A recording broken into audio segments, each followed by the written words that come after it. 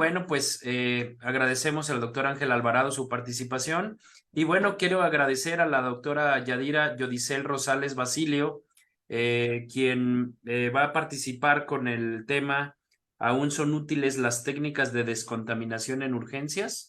Y bueno, pues ella es médico adscrito del Centro Toxicológico Hospital Ángeles Lomas y le agradezco mucho su participación. Doctora, muchísimas gracias. Una disculpa, Gracias. el tiempo se nos ha ido atorando un poquito ahí los tiempos, Sí, pero le agradezco muchísimo su participación y adelante, bienvenida. gracias. Muchas gracias por la invitación y pues agradecer al doctor Toñón por abrirle las puertas a todos los que ahora somos sus pupilos y pues con ello abrir nuevos centros toxicológicos y expandir la toxicología clínica por todo el país. El día de hoy vamos a hablar sobre la descontaminación, principalmente la descontaminación orogástrica. Aún son útiles estas técnicas en la descontaminación de urgencias.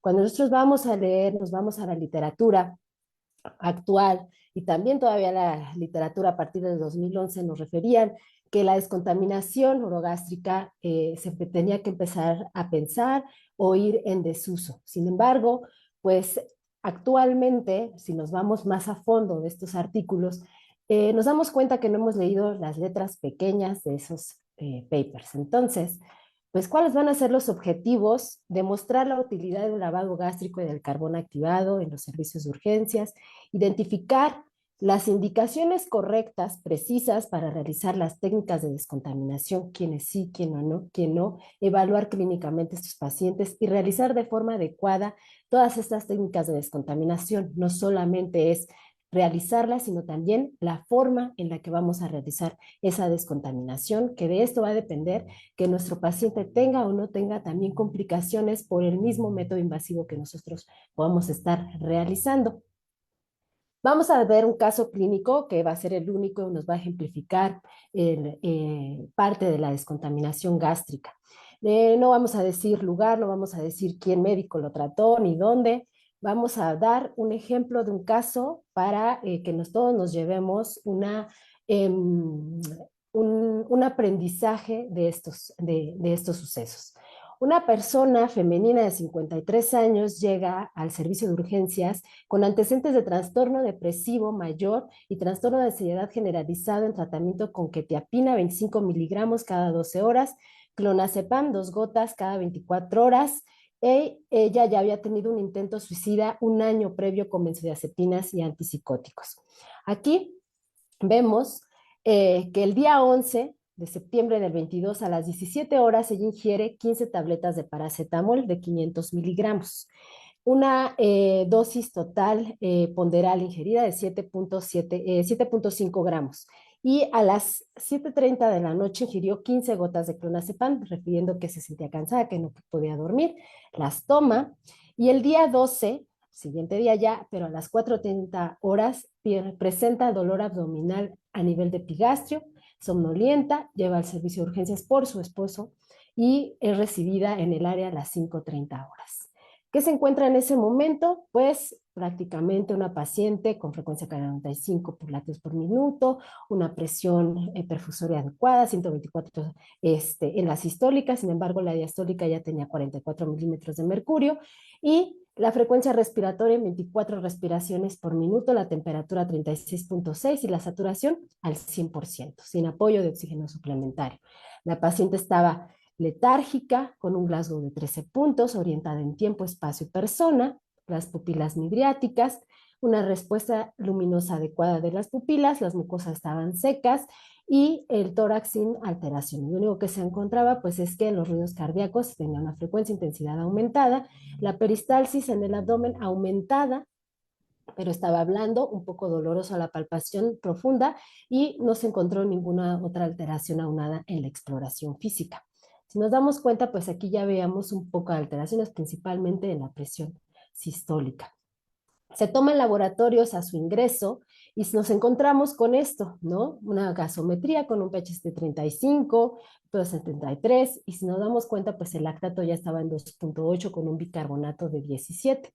Anion gap de 12, nos dicen pues más menos 2, ya está ahí empezando, pero se toman los laboratorios por la ingesta de paracetamol, pensando, ¿no? Una lesión hepática, y se encuentran con AST de 615, ALT de 610, ¿no? Aquí de mayor importancia. El resto, pues prácticamente sin alteraciones, salvo la DHL que sí estaba elevada, y se toman niveles de paracetamol, ¿no? En este momento se encuentran 220.6 microgramos por mililitro, eso ya nos hace una referencia de que los niveles están elevados, y en el electrocardiograma de ingreso se encuentra con una frecuencia cardíaca de 100, estaba taquicárdica aquí, con una onda P de 0.85, el QRS de 0.4 y la onda T de 0.4 segundos, QRS de 84, o sea, no estaba en este momento prolongado, no había datos de isquemia, no había datos de lesión ni necrosis.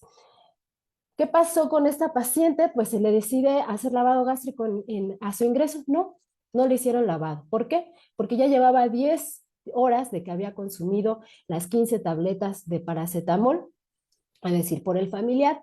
Nos enseña, en este caso, los blisters al médico que la vio, le refieren que no los puede llevar, pero le enseñó fotos. En este caso, después le decidieron dar carbón activado, tampoco, ¿no? ¿Por qué? Porque el tiempo no concordaba también para dar el carbón activado y además se contaba con el antídoto en ese momento en forma de vía oral, ¿no? Y decidieron entonces pues qué hacer, ¿no? Darle en ese momento el antídoto que fue acetilcisteína, pero al control de las 8 horas la paciente empeora presentando con una gasometría de 7.5, pesos 37, vemos ya el lactato en 13.1, un bicarbonato de 10.3 y el anion gap ya estaba en 24. Empezaba a prolongar sus tiempos, nos damos cuenta, y la AST y la LT se van por los cielos, ¿no? Junto con la DHL. Y aquí, pues, se intenta, ¿no? O se intenta hacer una maniobra de reanimación a esta paciente, líquidos, etcétera, y posteriormente decidieron pasar a esta paciente una terapia hemodialítica. Entonces aquí pues vemos como la gasometría a las 18:30 horas, el pH mejora, se va hasta 7.31, el lactato de 15, pero pocas horas después se ven nuevamente afección y una baja de la gasometría. La paciente pues va en peor, ¿no? En estos casos. El tratamiento que se englobó cuando se analiza este caso clínico, cuando nos mandan a la revisión, vemos pues que se dio el manejo de la N-acetilcisteína, lo que se tenía que hacer, ¿no? Lo que menciona la literatura es si tienes el antídoto, lo tienes que iniciar en ese momento. Se lo iniciaron con una vía oral de 280 miligramos por kilogramo, presentó vómito, se repitió esa dosis entonces, le dieron tratamiento para evitar el vómito, para proteger la mucosa gástrica y la evolución aún así fue desfavorable. Se decide en ese momento, pues, darle manejo avanzado a la vía aérea, se dio manejo a lo que fue a la acidosis metabólica y deciden ingresar a la unidad de cuidados intensivos. La paciente mantiene hipotensión refractaria, se iniciaron todas las aminas y pasó a hemodiálisis, lo que ya habíamos comentado anteriormente. Se continuó con la acetilcisteína a las siguientes dosis. ¿Qué pasa con esta paciente? ¿No? Se dio todo el manejo, soporte, se dio las aminas como te manejan, que se debe ir dando el aporte o soporte en estos pacientes, no solo el antídoto que requería, sino que todo el manejo para tratar todas las consecuencias que ya se estaba planteando con la toxicidad del genobiótico que se había consumido. La paciente empezó a desarrollar coagulopatía, hematemesis, falla hepática, neurológica, cerebral, ¿no? La paciente presenta hematemesis y el día 13 a las 8:10 horas presenta paro cardiorrespiratorio, se iniciaron todas las maniobras de reanimación sin retorno a la circulación. Se presenta una defunción a las 8 horas con 27 minutos. ¿Qué pasó aquí? ¿No? Esto es 100% real, ¿no? Lo que dice nuestra ratita de historias horribles, ¿no? No sé qué pasó aquí, ¿no? Si yo tengo entonces el antídoto, si yo tengo una terapia intensiva que la pueda apoyar, si yo tengo todos los implementos para poder darle el manejo a esta paciente, ¿qué fue lo que pasó? ¿No? ¿Qué sucedió? Eso es lo que se preguntaban en esta situación.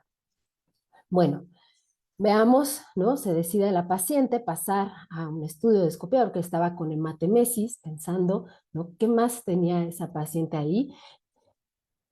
Y al momento que le hacen la endoscopía, pues empiezan a ver todavía restos, ¿no? Hay de sangrado, porque la hematemesis que estaba presentando, pero vimos algunos restos, ¿no? Ahorita en el video, de tabletas, no sé si los alcancen a percibir, pero aquí, pues, son el claro, ¿no? Cuántas, el resto de tabletas que se tenían en en esta paciente, ¿no?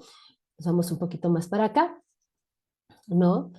Empiezan a hacer la irrigación, vemos que se van más al fondo y todavía tenía más tabletas, ¿no? En, en el tracto gastrointestinal, principalmente a nivel del estómago que se tenía esta paciente. Y ahí vemos todos los restos todavía más hacia al fondo. Veamos.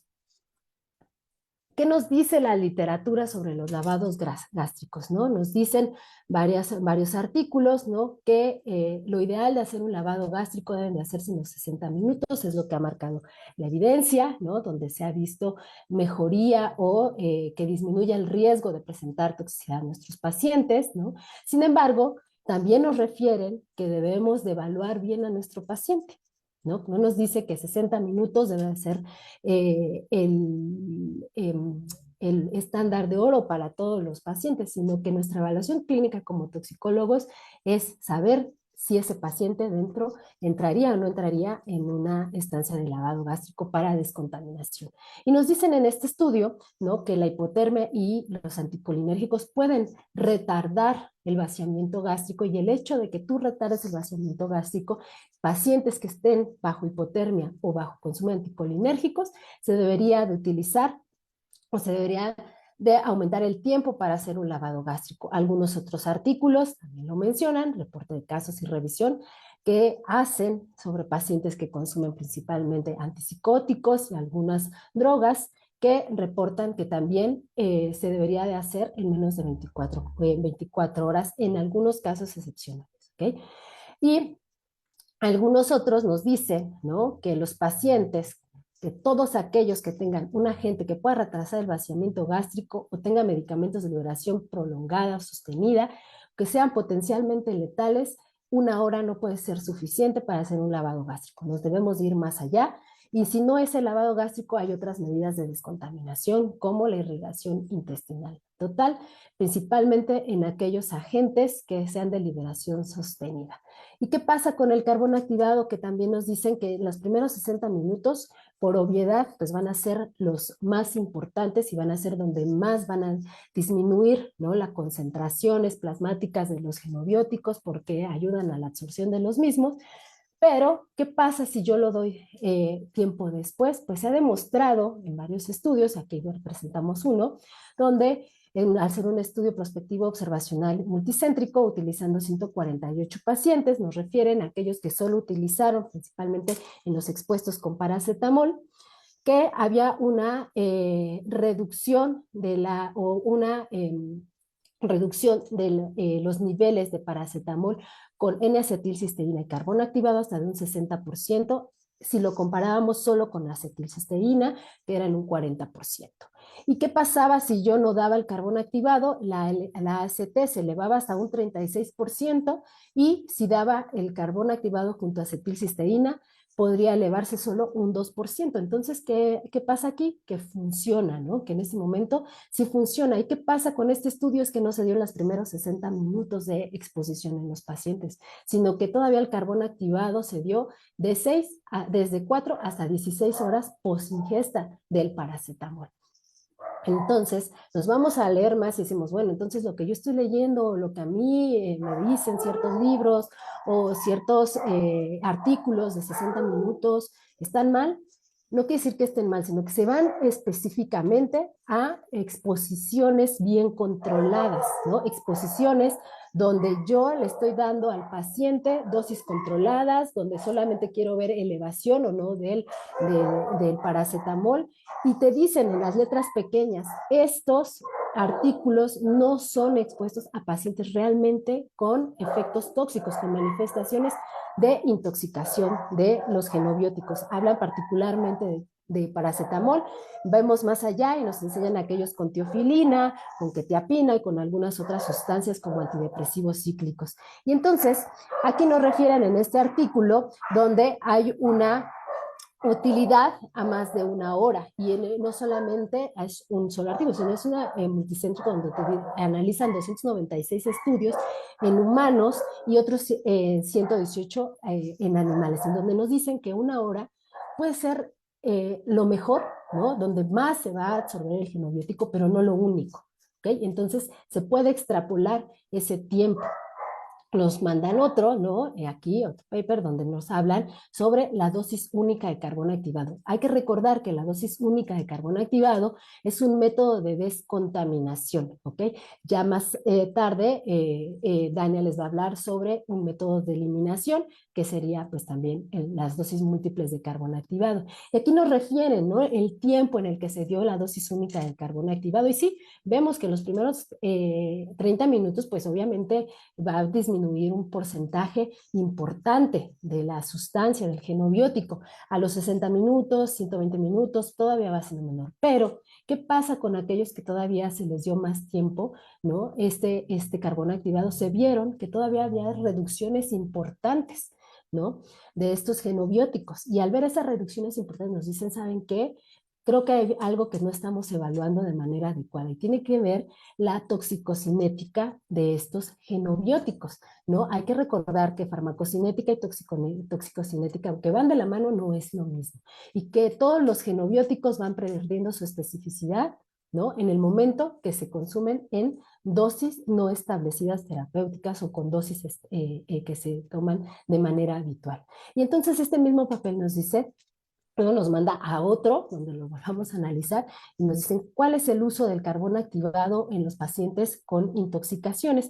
Y aquí nos refieren otros apartados, donde nos dice que también pacientes opioides y otra vez con anticolinérgicos y principalmente salicilatos que nos pueden realizar o hacer un piloespasmo y con esto retrasar lo que es vaciamiento gástrico, nos dicen que podemos darlo más de una hora. Se refieren que hasta 3 horas de exposición y lo puedes dar el carbono activado y en algunos casos como opioides se van hasta las 8 horas. Entonces aquí el punto importante con esto es saber analizar lo que estamos leyendo, saber individualizar también a nuestros pacientes y en qué momento podemos utilizar estas técnicas. Ninguna de las técnicas que se utilicen en cualquier área hospitalaria, ya sea para toxicología o para cualquier otra situación, mientras sean invasivas, no son técnicas inocuas. Entonces siempre tenemos que tener cuidado y individualizar al paciente. Y se ha demostrado en todos estos artículos que la mayoría de las complicaciones que se dan es por el mal uso de esto, es por el mal uso del carbono activado o es por las malas técnicas de colocación de las sondas. ¿Y a quién se le debe de administrar el carbón activado? Nos refiere este artículo. Pues primero es que se tiene que determinar, ¿no? Que realmente el tiempo de ingesta sí pueda ser absorbido por ese carbón, ¿no? Hay que ver realmente los datos clínicos de este paciente, evaluar, ¿no? Que el tratamiento vaya a responder directamente con el carbón activado. Y también tenemos que checar bien las contraindicaciones, ¿no? De este paciente. Este paciente tiene alguna contraindicación como cuál, datos de abdomen agudo, no tiene peristalsis, tiene hemorragia tubo digestivo alto, pues probablemente el paciente no amerite en ese momento o no se le puede otorgar las dosis de carbono activado, ¿no? En este caso. Pero si es un paciente que está potencialmente intoxicado o que ya tienes datos de complicaciones anticipadas, entonces podemos darles el carbono activado. Vamos a ver, ¿es efectivo ese carbono activado para ese genobiótico? Sí, pues entonces hay que administrarlo. El paciente pues no tiene control de la vía aérea, pues tenemos que controlar la vía aérea para poder dar el carbono activado. No es que el paciente esté inconsciente y dárselo, sino que tenemos que darle el manejo de la vía aérea antes de dar el carbono activado. ¿Para qué? Para evitar esas complicaciones que se reportan en muchos de estos artículos, que las más frecuentes son neumonitis por aspiración del carbono activado y que muchas de estas llevan a unos índices de mortalidad elevados en estos pacientes, ¿no? Ahora bien, el paciente está despierto, el paciente es cooperador, el paciente no necesitó hacerle previamente un lavado, pero sí es cooperador para el carbón activado, entonces yo le ofrezco el carbón activado y que lo tome por sí solo de forma voluntaria y no necesidad de colocarlo o aplicarlo por sonda. También eso hay que pensarlo. En este caso, entonces, cuando nosotros lo analizamos, lo revisamos, decimos el paciente, el caso clínico debió haber sido descontaminado, pero si el papel o los artículos nos dicen que si tú tienes el, el, el, el antídoto que es casi 100% eficaz, en este caso 99.9% de eficacia en estos pacientes, pues tú le ofreces el antídoto. Y cuando nos vamos a leer paracetamol, todos dicen, dale el antídoto, ¿no? Pero ¿qué pasó, no? Con este paciente, a pesar de lo que se refiere que se haya ingerido, ¿no? La importancia es que el lavado gástrico, ¿no? En las áreas de urgencia, pues no solo nos ayuda a eliminar el genobiótico antes de que se absorba totalmente, sino que también nos disminuye, ¿no? El tiempo de estancia en esa cavidad gástrica y nos disminuye el riesgo de presentar toxicidad o manifestaciones de toxicidad. También nos ayuda a visualizar fragmentos y también es no solo terapéutico, sino también va a ser diagnóstico en nuestros pacientes. Ahora bien, ¿qué pasa con el lavado gástrico? Pues todas las medidas o todos los métodos que son invasivos tienen indicaciones y contraindicaciones.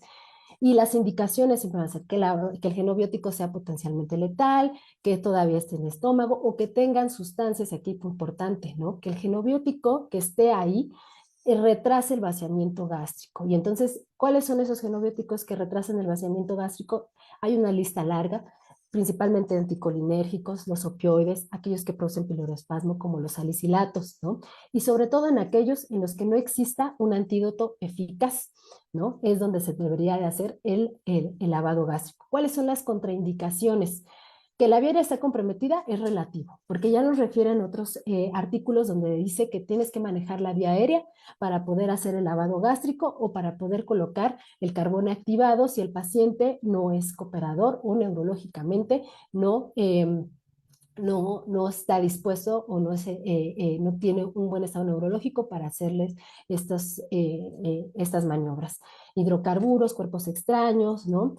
Alteraciones propiamente orgánicas como una perforación gástrica, cirugías, ¿no? Y en este caso, ¿cuáles son las complicaciones más frecuentes que se puedan tener? Lesión esofágica, vómito, con esto aspiración y las hipernatremas por las soluciones que se puedan utilizar. ¿Cómo se debe de hacer? El paciente, pues obviamente si no está con el estado neurológico adecuado, pues el manejo de la vía aérea. Si el paciente es cooperador, siempre la sonda debe de ir con una sonda Faucher que debe de ir por vía oral. De no tenerla, se utiliza las sondas con el diámetro más grande que se tengan en el hospital. Siempre va a ser por vía oral y la medición debe hacerse como cuando se va a colocar una sonda nasogástrica, pero en este caso se coloca por la boca. Siempre el paciente en decúbito lateral izquierdo por situaciones anatómicas del estómago donde el píloro va a subir y entonces va a hacer una compresión y no va a permitir que se abra ese esfínter y en el momento que estemos colocando los líquidos para hacer el lavado, no se abra y no vaya hacia lo que es el intestino. Por eso se tiene que poner con esa técnica. Siempre en decúbito lateral izquierdo, entre el Trendelenburg invertido.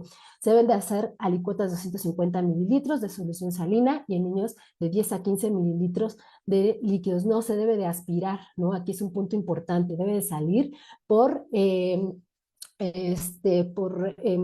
afluencia sola y en este caso se debe determinar hasta que el líquido esté totalmente claro en estos casos.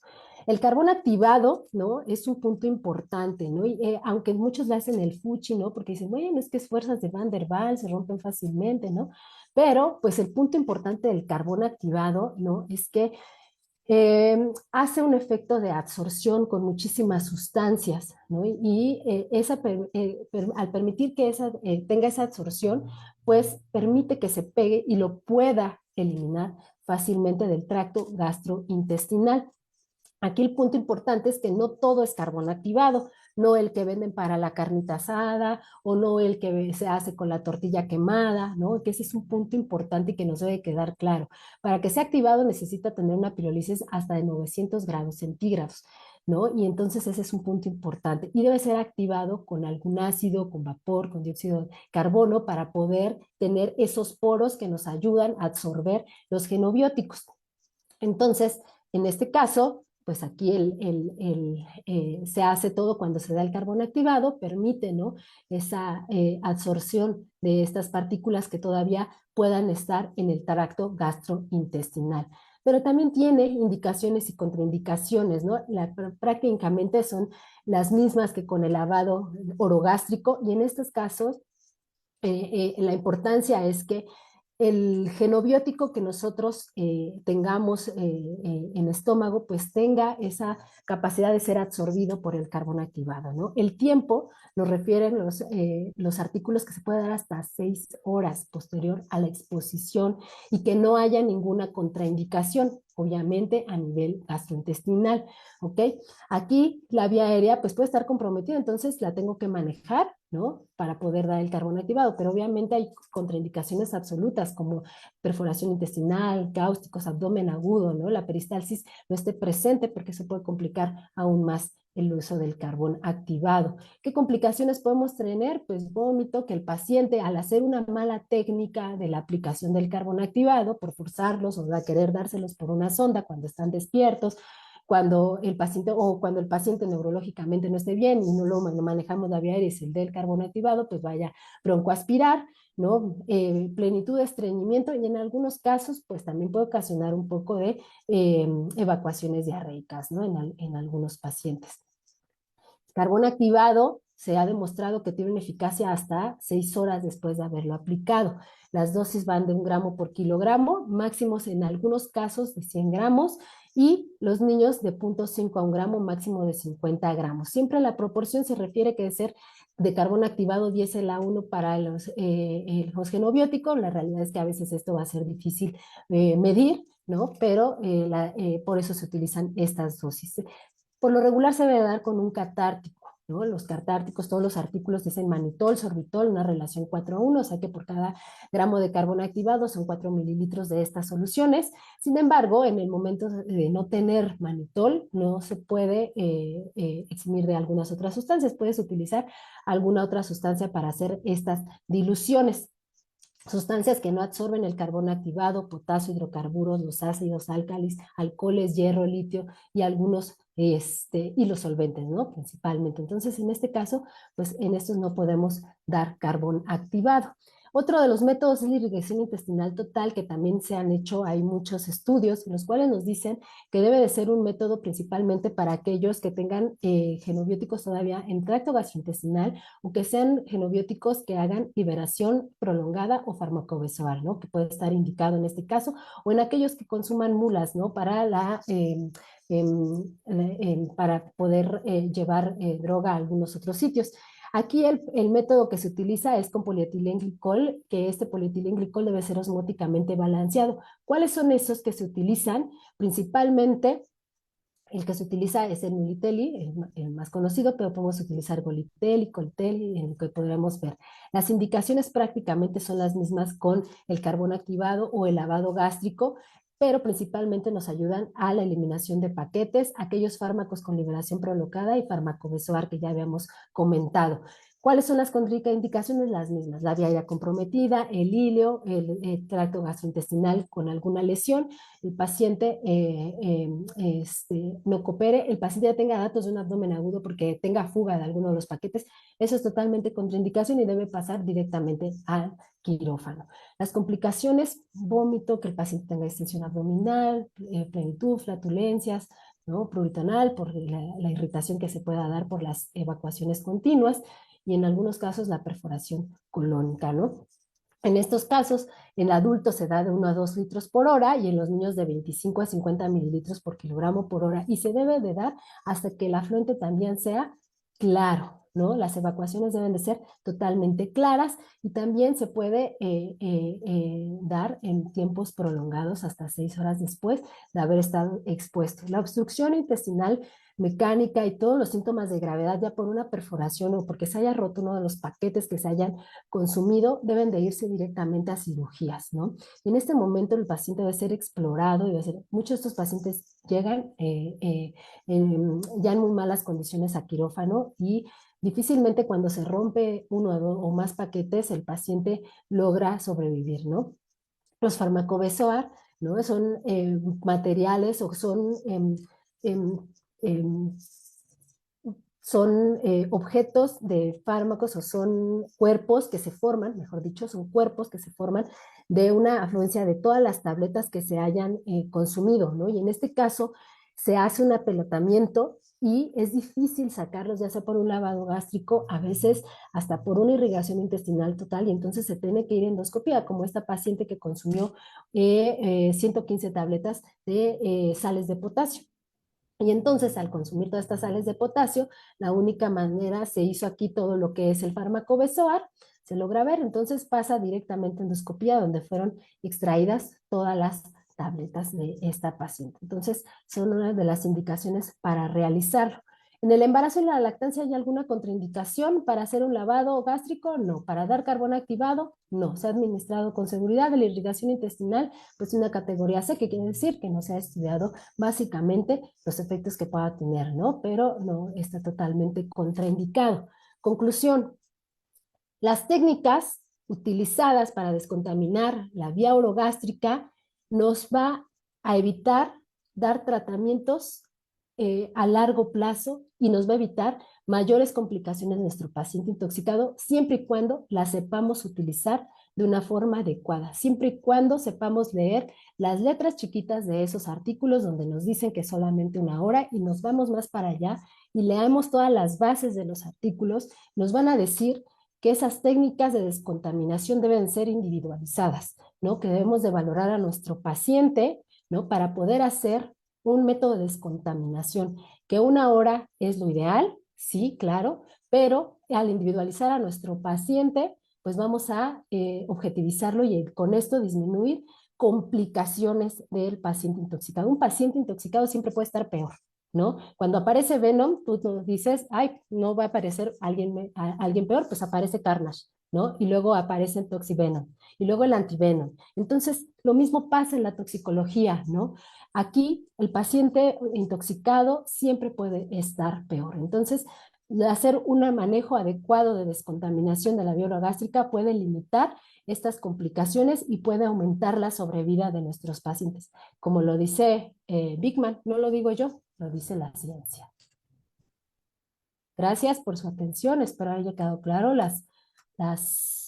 estas técnicas. Me fui un poco rápido, realmente el tiempo pues que creo que me había quedado ya era poco, pero aquí dejo mi número para cualquier duda, el correo electrónico, y estamos en el centro toxicológico, ya saben, las 24 horas, los 365 días del año, para hacer siempre, hacer el apoyo de algunos de los pacientes que llegasen a tener.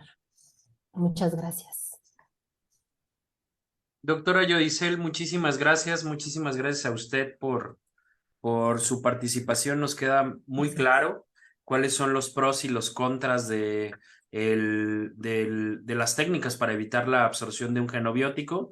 La Academia Americana y la Academia Europea de Toxicología ahora dicen ya la tendencia a que ya no, pero como usted bien lo describe, depende, ¿no? Depende de muchos Ajá. factores y el que lo hagamos bien y se tome la decisión correcta, pero no solamente como una receta de cocina, sino que se haga un análisis real de los riesgos, beneficios, esto sin duda nos ayudará a tomar Así la mejor es. decisión. Sí, así es. Y es lo que más nos basamos en esas bibliografías americanas y europeas, porque a veces somos muy cuadrados. Entonces, el paciente intoxicado es un paciente totalmente diferente a lo que estamos acostumbrados a ver. Y los toxicólogos somos los random de la medicina, porque nos tenemos que salir a veces de las pautas normales para poder darle el beneficio a nuestros pacientes, ¿no? Lo vemos, por ejemplo, con las dosis de insulina, ¿no? En los casos de intoxicación por bloqueadores beta o calciantagonistas, ¿no? Y que cuando decimos una unidad por kilo y todos así, ¿qué? ¿No? Entonces, en estos casos, individualizar siempre al paciente lo, va a ser la fuerza, ¿no? de la sobrevida del mismo. Entonces, sí tenemos que analizar muchos puntos, ¿no? con estas técnicas. Doctora Yodicel, muchísimas gracias. La No, verdad es gracias a usted. una mezcla de ciencia, ¿no? Vimos varios artículos que revisó y que nos trajo muy de la mano, pero también de experiencia, que es importante que quienes nos estén escuchando, es importante que la decisión sea individualizada y que sea bien analizada. Muchísimas gracias. Gracias. De Excelente las tarde. Esta es una de las situaciones en las que creemos los médicos que sabemos y después de esta clase nos damos cuenta que cometemos muchos errores en la toma de decisiones. Le agradezco muchísimo su participación, su paciencia y le mando un fuerte abrazo hasta el Centro Tóxico. Gracias. Fuerte abrazo. Gracias. Muy bien, bueno, pues